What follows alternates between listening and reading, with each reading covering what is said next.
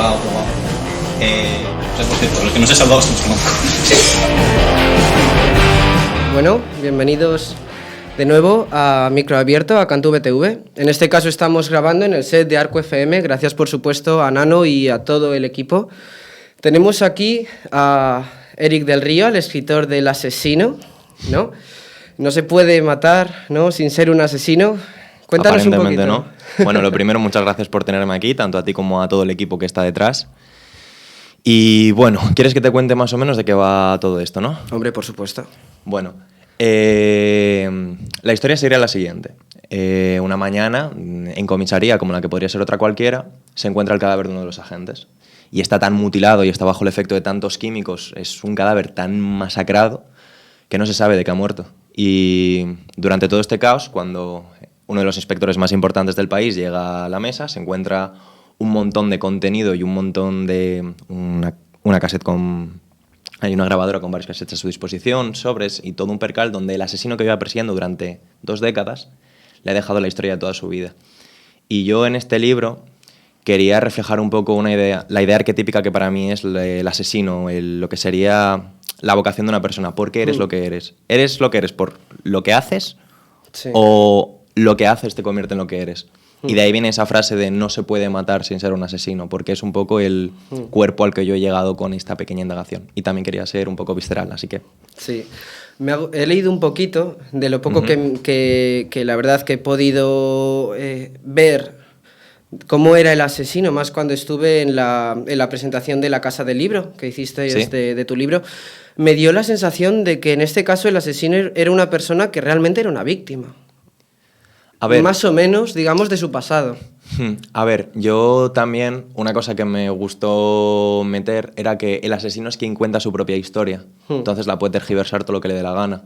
Puede que lo que diga sea cierto, puede que no, puede que tenga un guión, puede que lo esté saliendo de boca, es algo que no sabemos. Entonces, a lo mejor guarda más de lo que dice, o no. O no. ¿Quién sabe? Chan, chan, chan. Una pregunta que siempre me he hecho ha sido ¿cómo has llegado a escribir esto? ¿Cómo has sido capaz de crear esta historia? Porque la verdad, lo que he leído me ha sorprendido, me ha impresionado, y no solamente a mí, sino a todas las personas con las que he hablado sobre tu libro. Sí es cierto que les ha parecido impresionante, básicamente. Gracias. ¿No? Es la verdad. ¿Cómo has llegado a esa historia? ¿Cómo has llegado a tener esa imagen tan clara de una personalidad así? A ver, ha sido... Esto es como las supernenas, ¿vale? Ha sido pero en vez de cosas bonitas, ha sido una gran cantidad de ansiedad, frustración y ganas de matar.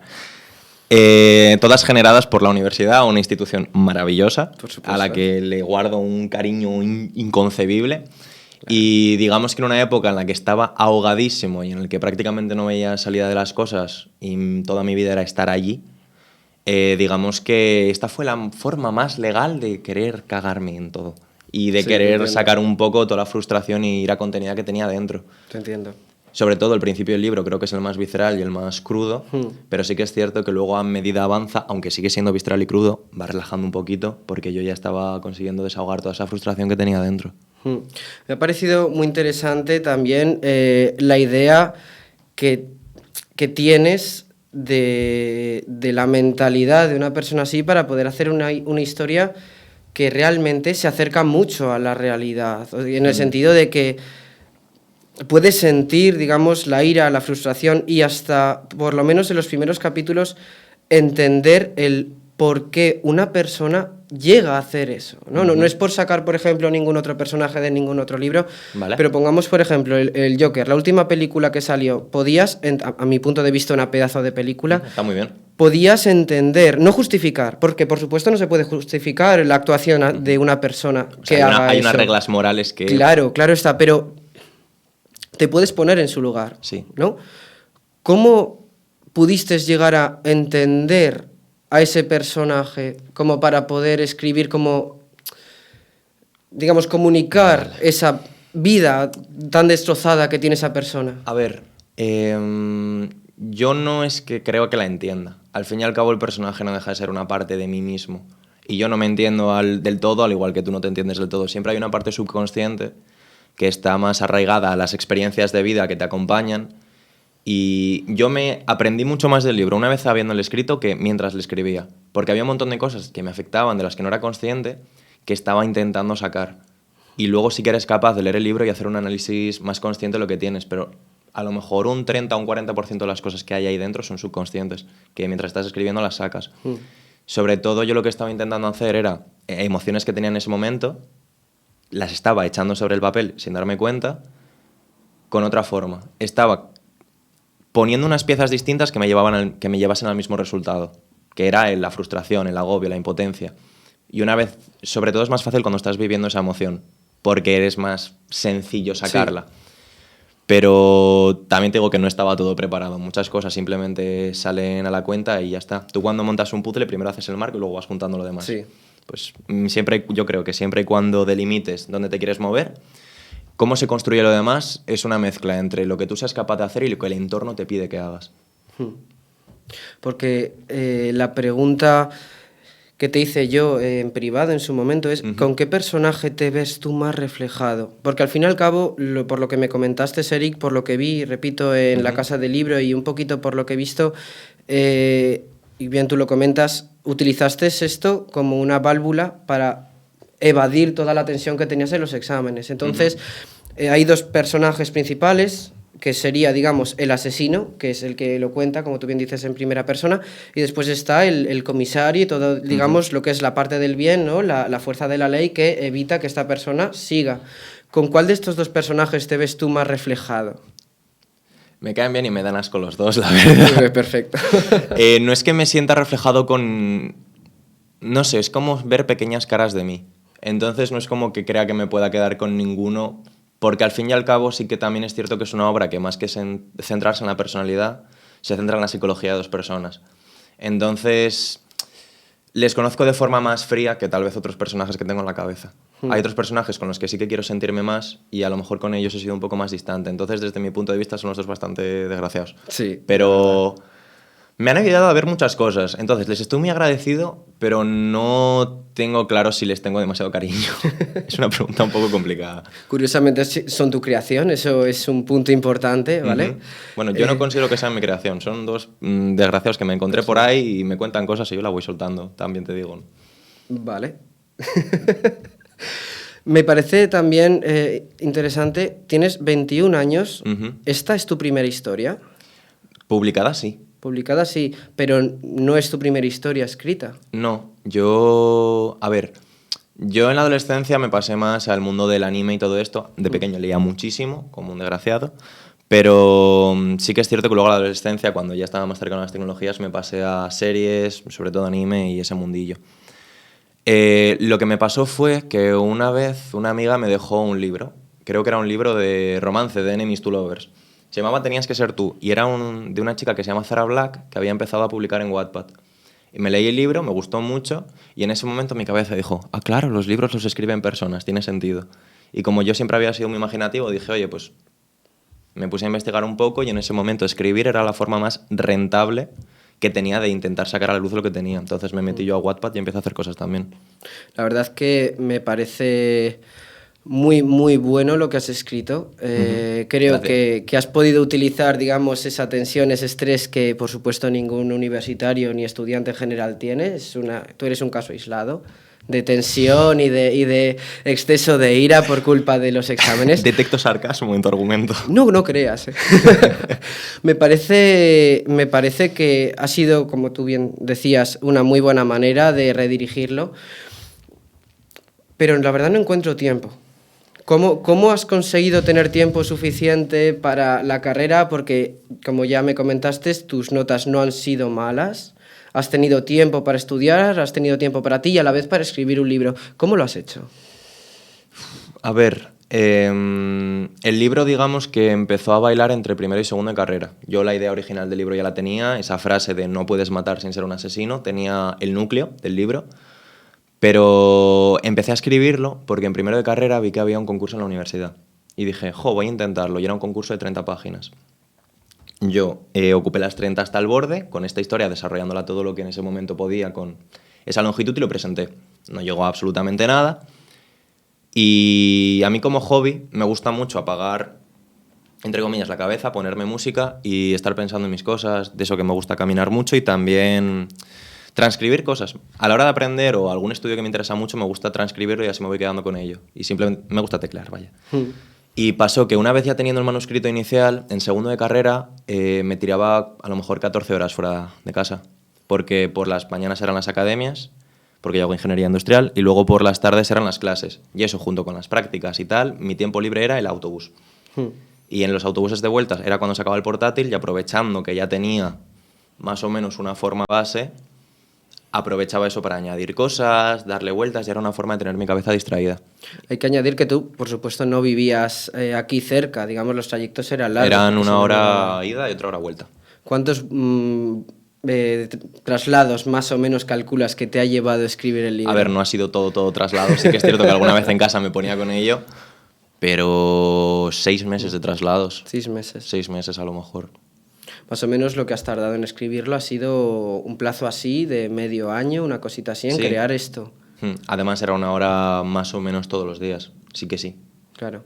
Y entonces al final, digamos, ese tiempo que no tenías para hacer otras cosas, que digamos, te veías recluido, lo has utilizado para crear algo, lo cual la verdad Era te la honra. única hora que me podía atribuir al día y estando en el autobús poco puedes hacer. No, te entiendo, porque yo intenté estudiar en su momento, pero no podía. Básicamente, aparte de que no me gusta estudiar, no podía, no me daba tiempo. Sí es cierto que a mí también me pasó de tener que viajar, de trasladarme mucho, y me parece una muy buena manera de utilizar el poco tiempo que como estudiantes Mira, ahora que tenemos. hablas de estudiar en el autobús, el libro está basado en México, no por absolutamente nada. México conozco muy pocas cosas.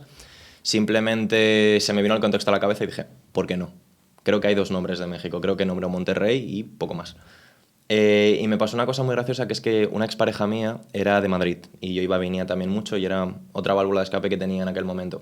Y un día volviendo, que tenía examen de cálculo a la vuelta, me saqué los apuntes en el autobús, me puse a estudiar y se me sentó al lado una chica mexicana y estuvimos haciendo un montón de migas y hablando, y es una persona que me ha ayudado mucho también a definir algunas cosas del libro, por ejemplo. Y en un autobús, y súper maja.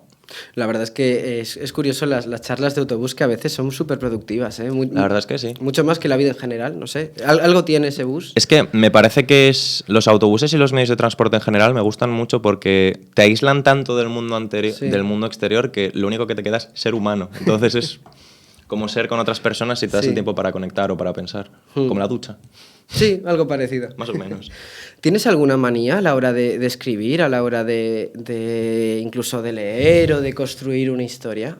A ver, no sabría si decirte que tengo manía. Lo que sí que sé es que soy una persona de absorción lenta. O sea, como diría mi hermana en sus sabias palabras, soy un atrapado. Digamos que voy un poco a un ritmo sin pausa pero sin prisa, y yo diría que lo que más me cuesta a veces es darme cuenta de algunas cosas que he hecho, porque, como te digo, me cuesta un poco absorber Sí. la información que tengo en el entorno. Pero alguna manía como tal, me gustan mucho los conectores. Mucho. ¿A qué te refieres? Por tanto, además, Sí. pero entiendo, es como que me cuesta no meterlos. Y Sí. tengo como una lista de conectores que significan lo mismo, pero son sinónimos, y siempre la estoy mirando para meter cosas nuevas, cuando hay veces que en frases no hace falta meter conectores. No obstante, yo soy un yonki del conector. Es una cosa muy extraña. Pero bueno, Bueno, cada uno tiene lo suyo. supongo que sí. Una cosa también que me comentaste es el mundo de la edición, la publicación y la venta, ¿no? Porque al final tú pasaste de hacer algo que prácticamente era, como bien decíamos, una válvula de escape, un medio de disfrutar. Pasaste, cuando ya lo creaste, cuando ya lo construiste, dijiste, es bueno. Voy a aprovechar a intentar rentabilizarlo, a intentar rentabilizar eso que de un primer momento era un hobby. Sí. Coméntame un poquito cómo fue ese mundo. A ver, sí que es cierto que una vez has escrito la obra, está bastante verde todavía. Yo tardé bastante tiempo por todo lo que hemos hablado, pero sí que es cierto que aún era una cosa que había que darle bastantes vueltas. Entonces, un consejo que da mucha gente y que yo hice inconscientemente fue dejarla reposar, como el arroz. La dejas y luego ya vuelves. Y le estuve dando algunas vueltas. Y yo tengo una amiga que se llama Fátima Falagán, que ella hace creo aproximadamente un año o año y medio, publicó un poemario en una editorial de autopublicación que se llama Círculo Rojo. Además ganó un premio dentro de la propia editorial y un día quedé con ella para preguntarle cómo iba. Así que yo principalmente iba a mirar autopublicación, porque yo del mundo editorial no sabía absolutamente nada. Y bueno, era una entrada. Entonces me puse a contactar con bastantes editoriales de autopublicación y me puse a mirar un poco. Y era un poco la idea que tenía, pero la cosa que tiene la autopublicación es que es una empresa que te ofrece un servicio. Entonces tú tienes que desembolsar algo. No obstante, un día buscando, encontré el embrión manuscrito de otra editorial, que se llamaba Darbe. Y yo pensaba que era publicación tradicional. Luego resultó ser coedición, que no había ningún problema. Simplemente eso, envié el manuscrito, me lo aceptaron, estuvimos hablando y dije, oye, mira, pues voy a intentar sacarlo por aquí. Y más o menos hasta aquí hemos llegado. ¿Hace cuánto fue esto? Lo envié cuando tenía 19 años. 19. Tardaron más o menos un año en... Sí. O sea, creo que me aceptaron el manuscrito en lo que vendría siendo septiembre, octubre de 2000...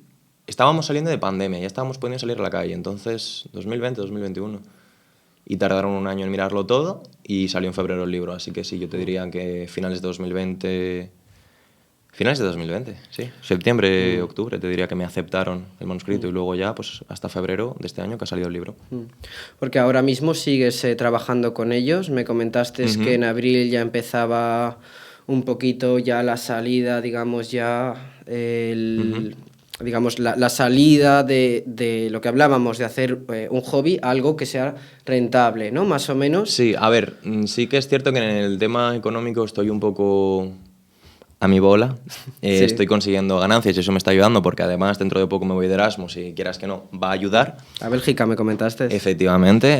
Qué envidia me das, ¿vale? A ver eso cómo te lo digo. paso.